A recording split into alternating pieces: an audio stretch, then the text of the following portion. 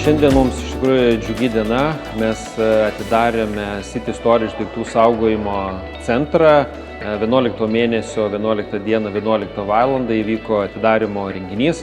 Tai šitas daiktų saugojimo centras yra toks pirmas centras ne tik Lietuvoje, bet ir visose Baltijos šalyse, kuris buvo suprojektuotas, pastatytas ir įrengtas būtent nuo pat pradžių pritaikant šiai veiklai, tai yra daiktų saugojimui, kur savo daiktus nedideliuose sandėliukuose nuo 1 kubinio metro iki net kelių šimtų kvadratinių metrų gali laikyti tiek privatus asmenys, tiek juridiniai asmenys, nedidelės įmonės.